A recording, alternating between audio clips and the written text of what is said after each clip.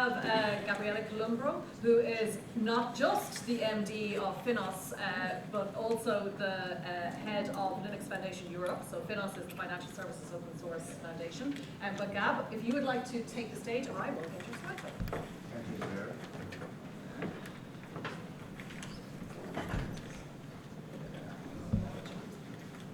So Claire asked me to make up for some time, which I'm not famous for, as an Italian, I talk a lot. So thank you so much, Claire. As she said, I represent the Linux Foundation, and particularly our Financial Services Foundation, the Fintech Open Source Foundation that started in 2018, and also Linux Foundation Europe, our Brussels-based entity to host projects in Europe. Today we talk about, hopefully, give you an idea of how open source is used globally, not just from a community standpoint, but to really reshape markets. But before I jump into that, I just want to thank Claire. I met her a few years ago at one of our conferences. You know, we were bringing banks to work together in open source. She's made a huge impact in the community, and you know, I think ultimately open source is made by individuals, and so when she asked me to come here, it was like a no-brainer for me to come here. So thank you so much, Claire, for what you've done. Okay, so be quick on this one, but you know, last week we've seen open source in the news, as Claire said, moving at light, you know, at AI ears, but we've seen it in, you know, I guess publications and in areas that are not normally seen it. The World Economic Forum, that's from yesterday. Sam Altman working back on his idea of open AI, not really being open. But of course, you know, I was last week in Brussels at the Open Forum Europe conference. It's been the talk of town how DeepSeek might have brought back the battle for AI to ingenuity versus sort of capital-intensive, upfront needing for massive infrastructure. And again, Claire mentioned it. The EU has jumped in funding an open Euro LLM supporting 20 global languages around the EU. But of course, it's not something new for us in the open source bubble. I represent the Linux Foundation. You might be familiar with a project called Linux, but the Linux Foundation does much more than that. And so I think it's important to share, you know, our goal is to really build the greatest technology shared investment in the world. We have over 1,000 projects in the Linux Foundation. I'm not going to go through all of them. But it's probably worth mentioning projects like Kubernetes, like Node.js, like PyTorch, really the building blocks of the modern internet stack. I mean, Claire mentioned before, it ranges from 80 to 95% the amount of open source software that is in, whether it's open source solutions or proprietary solutions. Effectively, cloud would not exist in the way we know it without the open source building blocks. These are some of the numbers. I think, again, while open source was in the news, in sort of many people that maybe were not familiar with it before this week, these are some of the numbers of the projects hosted under the Linux Foundation. We're talking about over 1,000 projects. We're talking about almost 1 million developers. And again, the Linux Foundation is by far not the only place where open source happens. This is just a small slice of the actual much broader ecosystem of projects that exist in GitHub and other open source platforms. We don't just do open source, we do open standards, we do open hardware. The RISC-V specification is hosted under the Linux Foundation. And fundamentally, I'm trying to make up for some time here, what is the role that we play as a foundation? Because we don't develop the code. We don't deploy or sell the code. Our role is fundamentally to build trust amongst the different companies, individuals, and public sector organizations that have to consume or contribute. We oftentimes have competitors working together on the same project. So you need a neutral party that not only hosts the intellectual property, but also makes sure that the rules of collaborations are enforced, what we call open governance. So really we have a layer of trust that enables both consumers and contributors to feel comfortable to, again, not only collaborate, but really build their businesses on open source. Just to give you a number here, if you were to put those 830,000 developers and do a very rough average of the median salary of a developer, this is a very rough estimation. Don't quote, well, I guess quote me, but don't. It's not a scientific, I would say, piece of research. That would amount to almost 26 billion, which is higher than Microsoft's R&D budget for, I think it was 2 years ago. If you look at the Harvard study from last year, and I think this is very, very compelling, they studied the cost of building open source, so the supply side of open source could be estimated around 4.1 billion. The demand side, meaning the value that is extracted and the business that are built on it, we're talking about more than almost 9 trillion. So that gives you an idea of the flywheel of innovation that is open source. And yes, as I was in Brussels last week, obviously the conversation around big tech is pretty strong. But in fact, open source is big tech's least kept secret. They do basically 80–90% in the open. And unless Europe and any other jurisdiction or businesses are going to go this way, you're going to keep gaining sort of a competitive advantage. It's, I think, a huge part of why they move faster, they innovate faster, as Claire was saying. But it goes way beyond tech. Again, we're not going to dwell on it, but over the last 2 years, we've seen open source and making impacts in areas where, again, we were nobody really considered before. AI, the potential for responsible AI.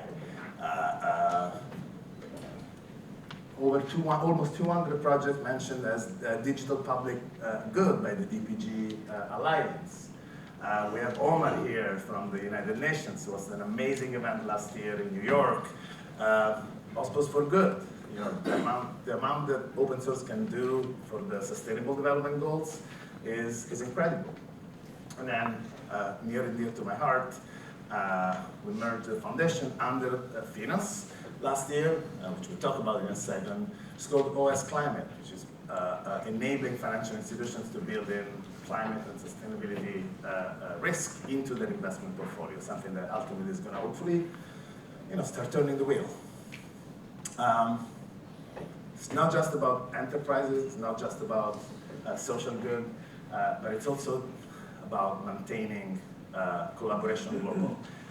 In this conversation, oftentimes I hear digital sovereignty sort of confused with the idea that we need to break open source in European open source versus American open source versus Chinese open source. And open source is global, and I strive to that level because we are able to collaborate across borders. It goes through, it's able to have found its way through export controls and other international regulations.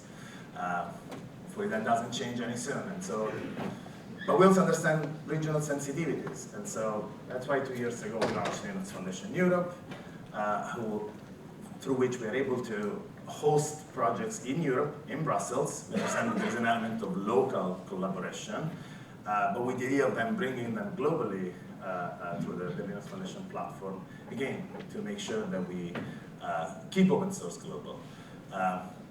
One project that I want to mention here, since Barry talked about wallet, is our Wallet Foundation, which is actually bringing together not only the private sector, but the public sector.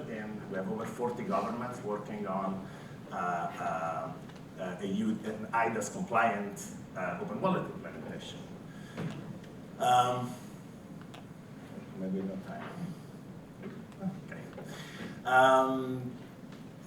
one of the things that I think might be useful for you to hopefully peruse, we produce European reports every year, part of the work that we do at the Linux Foundation Europe. This is from November 24. That really hones in on the trends for open source in Europe. It's a global survey, but then we do a European specific study. And there's a couple of things I want to pull out. I think it's pretty clear that in Europe, open source is now widely recognized as critical infrastructure, something that, again, not just the private sector, but individuals, including the public sector, needs to invest in. And those are the sectors that actually are recognized to get the most benefit, potentially, out of open source. Again, the link between digital sovereignty and open source is increasingly strong, but needs to be sort of defended from techno-nationalism and, I would say, balkanization of open source. And last but not least, I want to touch quickly on the public sector. The movement of sort of public money, public code is really becoming a sort of widespread understanding across Europe. But unfortunately, most organizations in the public sector still report a lack of strategy or readiness when it comes to not only consuming open source, it's about, like in the example of the Open Wallet Foundation, actively participating in open source projects to really steer the direction, not just in terms of funding, but in terms of requirements, through regulations, in terms of active contributions to those. I'm sure you hear much more about it, but obviously open source program offices are a great way to get started when it comes to not only the public sector learning from how the private sector engage in open source, but really how they collaborate with each other. I mean, Barry was talking about the collaboration between governments and states on a certain app. OSPOs can really act as an interface, oftentimes when it comes to technology-level open source collaboration. Which brings me to the last part of my presentation. I joined the Linux Foundation in 2020 when I merged the Fintech Open Source Foundation into the LF.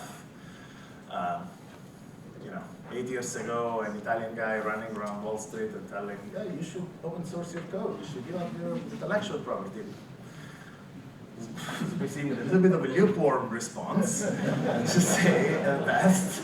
But I'm happy to report that there is a lot of open source going on, and open source collaboration going on in one of the most conservative and regulated industries in the world.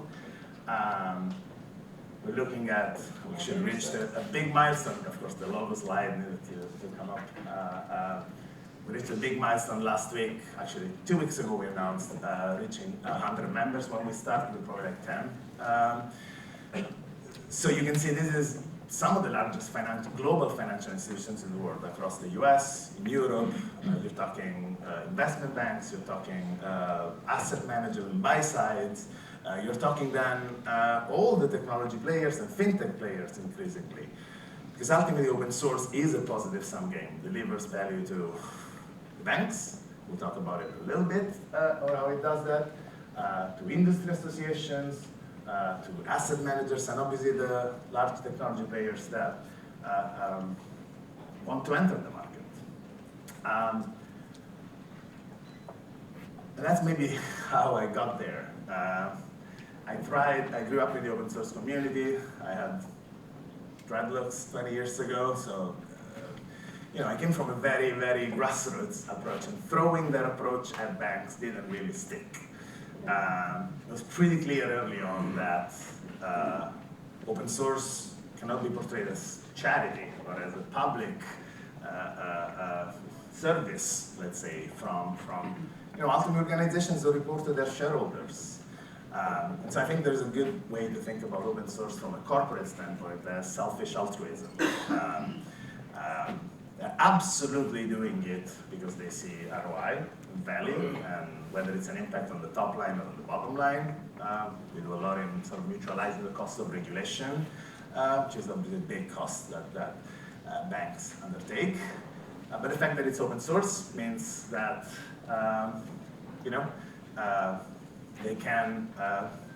we can support democratizing an ecosystem where other players can come in and build on these outcomes. I think this ties to what Claire said before. Open source goes way beyond code. There's absolutely value in the talent, cost mutualization, faster innovation, but we're seeing more and more of these organizations realizing the value, as our survey showed last year, at increasingly senior level, from technology to the business to the actual C-suite. This is an example from our Bank of Montreal. In their shareholders report mentions the Fintech Open Source Foundation. This would have been probably unprecedented a couple of years ago. JP Morgan launching a regulatory solution, basically starting to interact with regulators on the basis of an open standard that exists in FINOS as well. Several banks connecting to each other through an open standard, FDC3. So just to give you an idea that this is, again, not just about code, it's about sort of delivering topmost business value for these organizations. And with that, my time is up. But if you want to learn more, obviously you can go to our website, but we also have a good place to start if you're not familiar with the industry is our report. You have the QR code there. I'll keep it there for 5 seconds before Claire kicks me off the stage. And even better, would love to see you. Sorry for the shameless plug. We have a big event in London that's coming up in July. I hope I'll see you there if this is an area that you're interested in. The Open Source in Finance Forum happens in June. Right. I've been on the road for 2 weeks. I'm like, oh, what month is this? So thank you so much, Claire.